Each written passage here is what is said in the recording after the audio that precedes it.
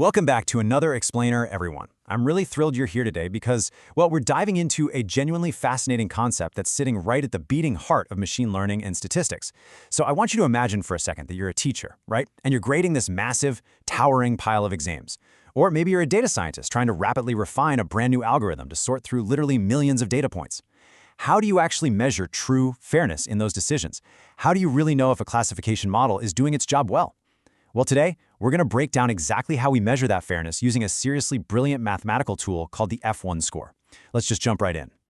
Okay, here's our game plan for today's Explainer.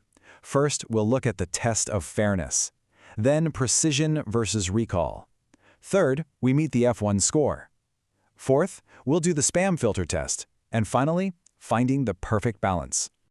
All right, starting off with Section 1, the test of fairness, and looking beyond just correct answers. So, let's put on that teacher's hat again for a second.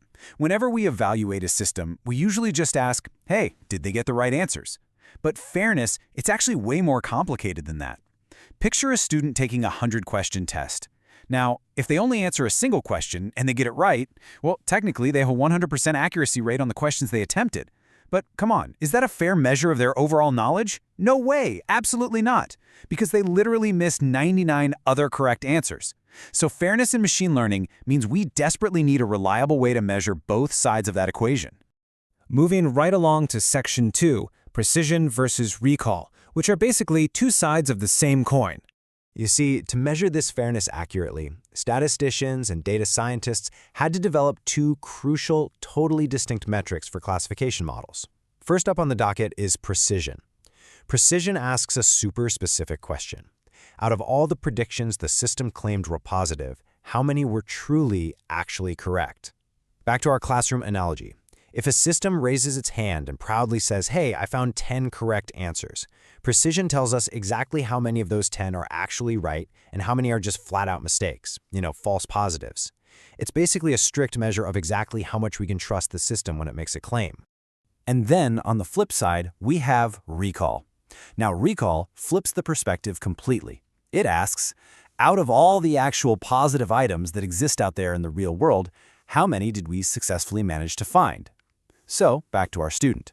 If there are 100 correct answers on the test, recall measures how many of those 100 the student actually managed to identify.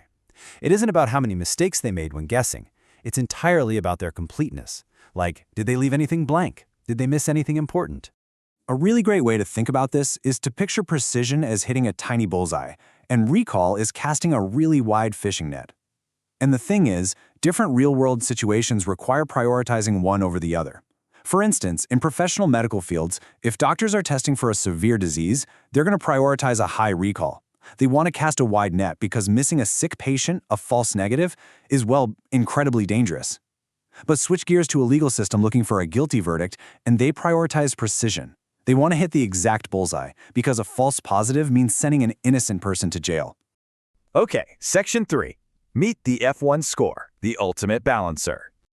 So what happens if our precision is through the roof but our recall is dangerously low? Or, vice versa. Evaluating a model with just one of these metrics gives you a wildly skewed idea of reality. So enter the F1 score. This is a single, beautiful mathematical metric that perfectly balances this trade-off so you can measure both accuracy and completeness at the exact same time. It's essentially the harmony between precision and recall. By blending them together, the F1 score basically forces us to acknowledge when a classification model is heavily skewed. It's the ultimate honesty check. Now, this score operates on a very strict, wonderfully easy-to-read range from 0, which represents the absolute worst performance possible, all the way up to 1, which is the ultimate score of perfection. If your system gets a 1, congratulations. It means it has 100% precision and 100% recall. It caught every single positive thing and it never made a single false claim. A 0, on the other hand, means it completely failed on both fronts. So, the moment you see an F1 score, you instantly know exactly where your model stands on this simple scale. The big takeaway here is that the F1 score is your absolute best tool when you care equally about avoiding false positives and false negatives. Take a data scientist, let's call her Sarah, for example. Every single day, Sarah uses the F1 score to rapidly refine her machine learning classification models.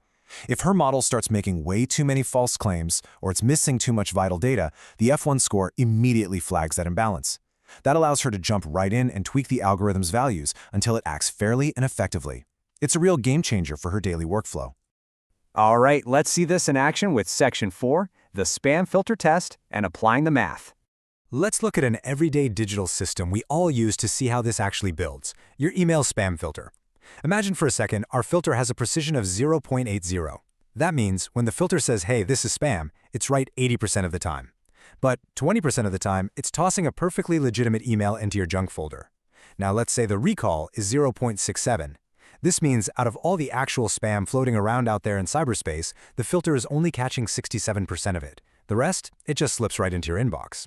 So how do we actually grade this overall performance? Well, we plug these stats into the F1 formula. We multiply our precision and recall, we double that, and then we divide it by their sum. And you know what's so brilliant about this specific math? It heavily penalizes extreme values.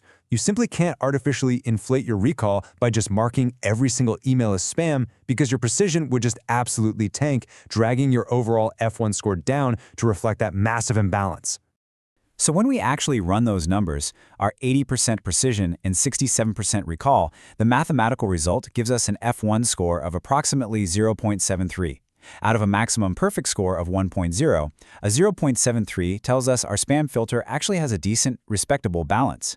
It's catching a good amount of spam without trashing too much of your real mail. But as you can see, there is definitely still a chunk of performance missing before we'd call it perfectly fair and accurate. And that brings us to Section 5, finding the perfect balance and why the F1 score matters.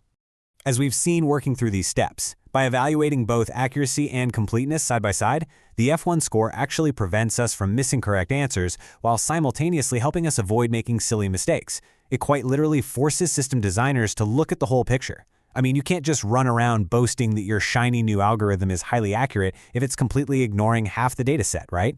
The F1 score holds the system totally accountable to both standards. All right, time for a quick student review before we wrap up. The F1 score blends our two key metrics together, giving us a single, perfectly balanced number right between 0 and 1. It guards against extremes, ensuring that a model doesn't just guess wildly to get a high recall, or conversely stay completely silent just to maintain perfect precision. It's the gold standard for balanced fairness. Okay, before I let you out of class today, here's a short pop quiz for you. If you were building a facial recognition security system for a highly restricted bank vault, would you prioritize precision, recall, or the balanced F1 score? I want you to think really carefully about the true cost of a false positive versus a false negative in that scenario. The next time you rely on an algorithm for anything, ask yourself, what is the system prioritizing and just how fair is its classification model? Thanks so much for hanging out with me for this explainer. Keep asking great questions and I'll catch you on the next one.